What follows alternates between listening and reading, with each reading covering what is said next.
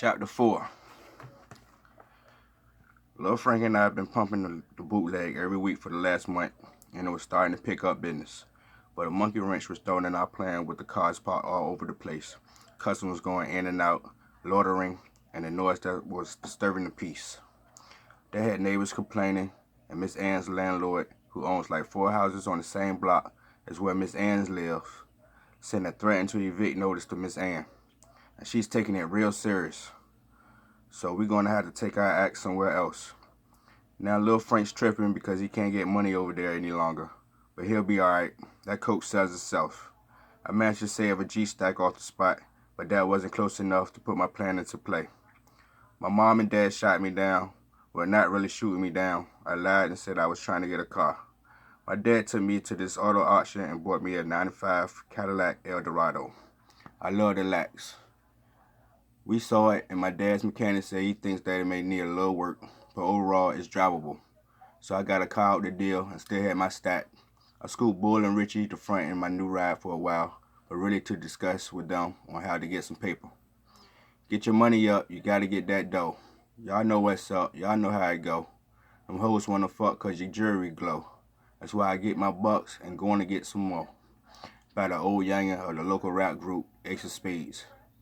We had the music bumping low in the background as we roamed the hoods out P-Town. Boy, I know you tired of living check to check, man.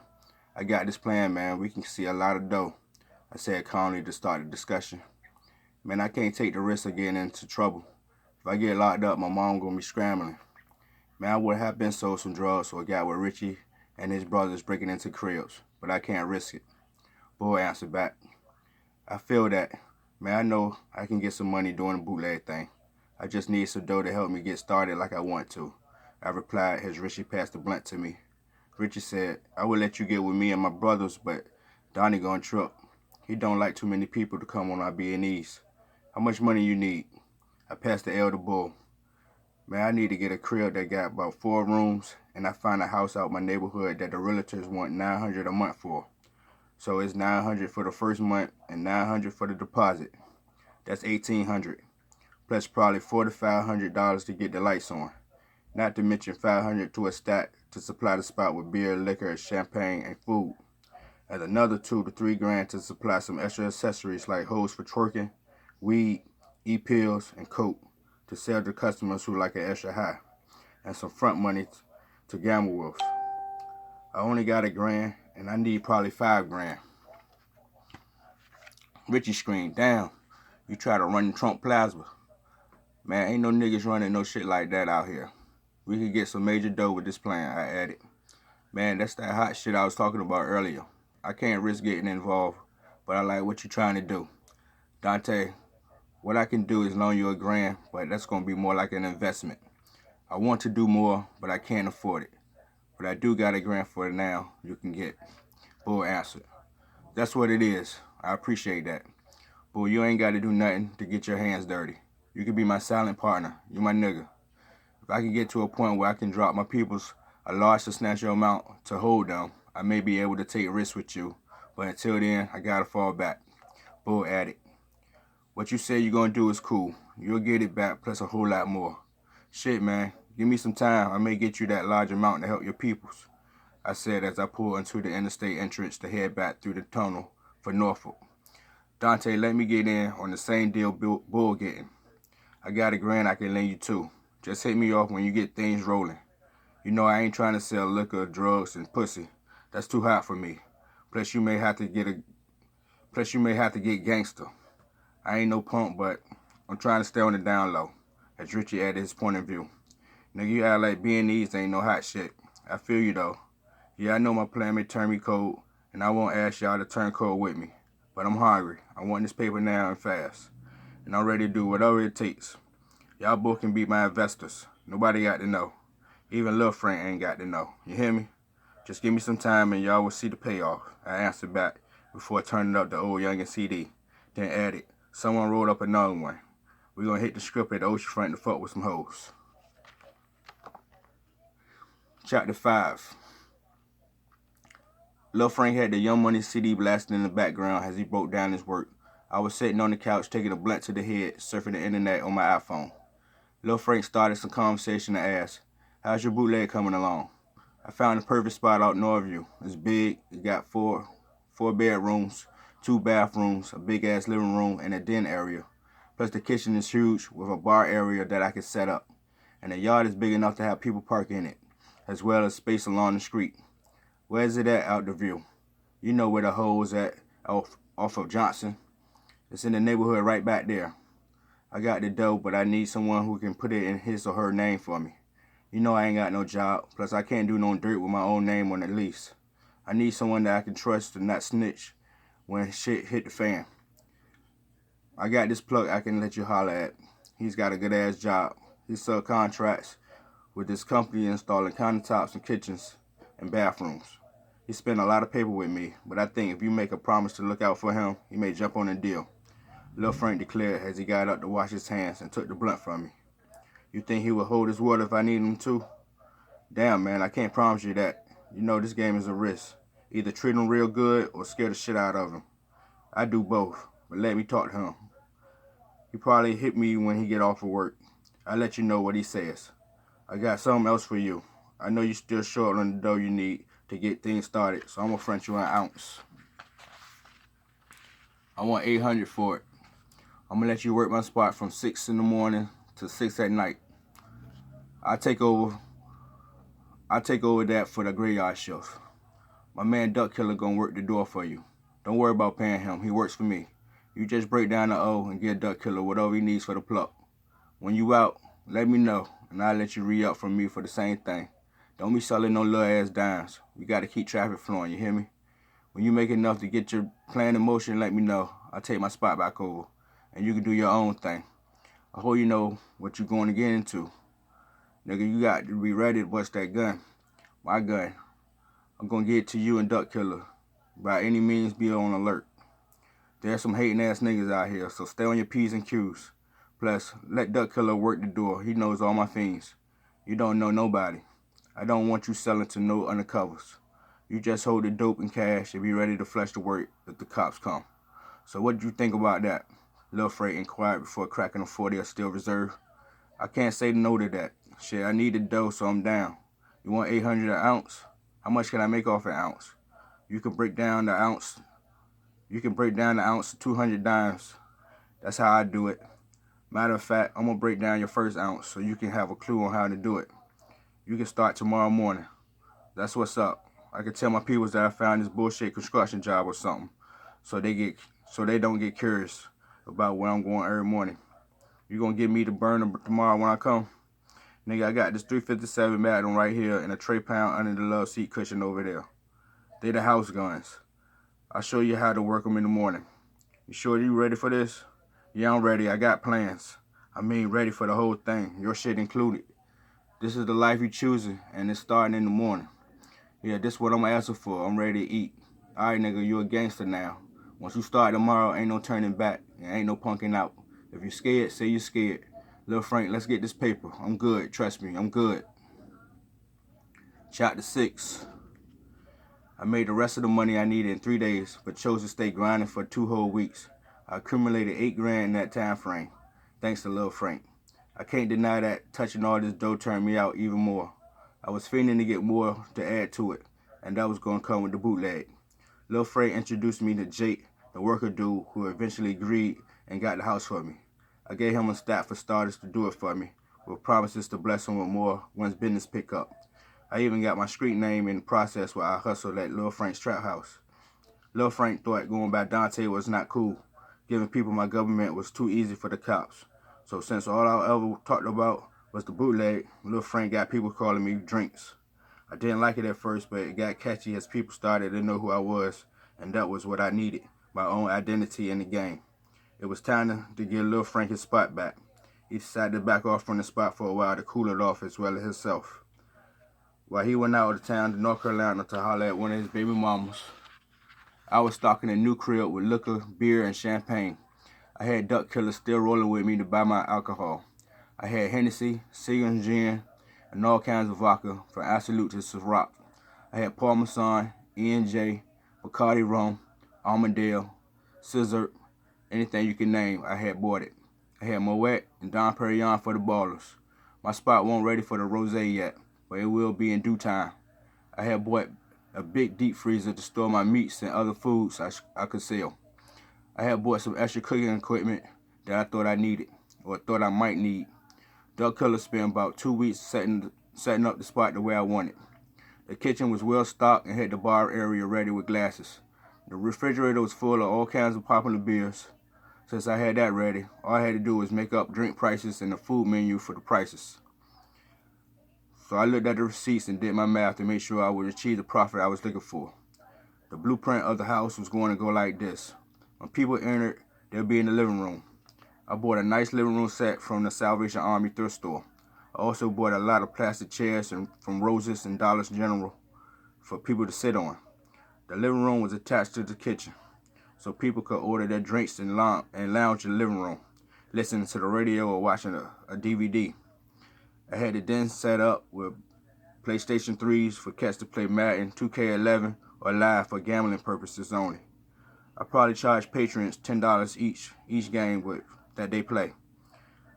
Whatever they bet is on them. I had 3 TVs set up in there with the game systems hooked up to them, thanks to Richie. Him breaking into cribs helped me out big time. I had set 1 bedroom up with many tables all over the room. I got 9 tables set up in there for spades, trump, poker, or any card game people wanted to play. This room would cost $10 to enter, and the house would find a way to get a cut depending on the card game played. Another room was set up with a pool table, but it was for the dice games, craps or CeeLo. It was $20 to enter that room, plus the house would get a cut off whatever number we chose for that night. Then the next room would be rented out at a rate of $25 for 30 minutes. If a couple can't wait to get it on, they can use my telly room. I got enough sheets and cleaning products so it can be cleaned quickly after every use. The last room is for the bootleg jump offs that I must find to put on my team. I charge them hoes like $100 a night, so they gonna have to get on their grind. That's why I need the spot to jump, cause if I track the ballers like I think I can, they will make some paper and so will I. My back patio was a closed-in porch with a screen attachment, so I decided to make that the smoke room. I have someone repping for the house selling weed, e-pills, and coke. My goal was to make all the profit I can all across the board. Now I needed to recruit some reliable and trustworthy workers. I needed some loyal niggas and bitches that were trying to get money and be disciplined and not fuck me. At the same time, they had to be goons in order to hold shit down for the house. I know I told Bull and Richie they could be silent partners, but at the time, I needed their money. I need them to get involved now because I can trust them. I had to find a way to convince them that they can come up quickly in this and make it worth their while to risk their lives for me. I had no one other than Lil Frank who would ride with me. So tonight was the night to scoop them up and give them a walkthrough on what I got ready here. After that, I thought we could go hoe hunting for some jump offs to put work in for me. I got a couple of cats I might could trust to help me out. OT and Hoom. I play ball with them in school. I'll get with them later, I thought, as I got my phone out to call the fellas. Chapter 7. Took me another week to find some help. Bull agreed to join Lil Frank and me in this venture. Richie thought it was too much for him, so he refused. We found 4 broads from Magic City who wanted to join the team. Coco, a 5'6", 130-pound chocolate cutie. Nice set of titties, and a fat little onion booty that will make the dope boys go crazy. Desire, 5'8", 145 pounds, red bone. Beautiful half black and white thoroughbred who was down for whatever. Then we got Ice, a 5'4", 135-pound half black and Puerto Rican mommy. She was short built to the ground with a big fat ass that had Lil Frank spending most of his money the night we met her.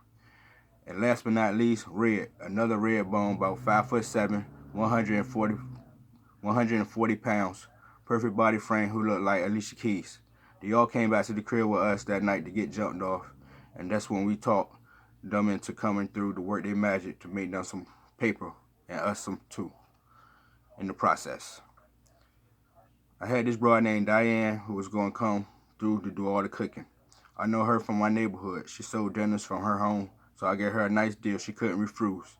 Lil Frank agreed to be our dice gambler for the moment. We talked Richie into coming through to play hands of tonk for the house. He could just play it like that. He ain't have to do no dirty work. My man Home, who played all types of card games, would handle the poker game for the house. OT, my other buddy, who was like the Madden, 2K, and Live Genius, was going to gamble playing PlayStation and Xbox for us. Duck Killer was holding all the drugs and was going to pump for us. He was also our bartender. There were 3 young guys who were knuckleheads from my hood who wanted to make some paper as well as a name for themselves. There were 3 young guys who were knuckleheads from my hood who wanted to make some paper as well as a name for themselves. Lil CC, Pete, and Cool, who we hired to just lounge like they were just chilling. When we opened, they was our gunners. They were trained to go as long as we were getting money and sharing the wealth. We all were going to ride for each other. I was the money collector. It was my job to take the drink and food orders, plus take the covers from the patrons who wanted to enter all the gambling rooms. I had put Desire in charge of the telly rooms, and I handled all the business propositions for the girls. Everything was in order, and we were ready for business. Our grand opening was set for next weekend. We were promoting the Pacquiao Sugar Shane fight. We hit the hood barbershops, the hood trap houses, the clubs. We told everybody we knew that might be trying to come through and have a good time. Really to come through and spend some money. Chapter 8. Our first night we had a good turnout. We charged niggas $500. Our first night we had a good turnout. We charged niggas $5 to enter just because of the fight. Our patrons were impressed at our whole layout. There was a lot of fronting ass niggas in there flashing their dough, just as I planned. Niggas was buying up the drinks and food. Some were taking advantage of the gamble rooms and our females. Duck Killer was getting off work, and for our first night, we seemed to be making a statement. The name Drinks was coming out of everybody's mouth. I heard niggas saying how they should have thought of doing something like this. All types of niggas was in here. Street niggas, hood niggas, the dope boys, working niggas, killers, thieves, everybody and their mama came to see what all the talk was about. We made sure niggas knew we were ready to hold shit down, as we made sure we flashed our heat every now and then to show that we were playing for keeps. We had one altercation in our telly room. A cat named Larry got drunk, was feeling himself, and tried to manhandle my girl Coco. She gave the nigga some pussy and he got his nut, but he didn't want to stop. So she bucked and called out for me. I came up in the room with Lil CC and Cool, and after a couple knots to the head, we escorted him out with our burners in his face. I was kind of glad that we could make an example out of him to show our customers we were about our shit, and we were ready for whatever. We stayed open till 4 in the morning. That's when the last John left. I had the girls clean up while Lil Frank, Bull, Richie, OT, Hoon, Duck Killer, and I sat at the table to add up tonight's tape, as our gunners took their post to look out for us. The cover for coming to our grand opening fight party was great. About 100 patrons came and went through the spot. At $5 a head, that was an easy 500. The drinks and food managed to gross $300 from food and $700 from drinks.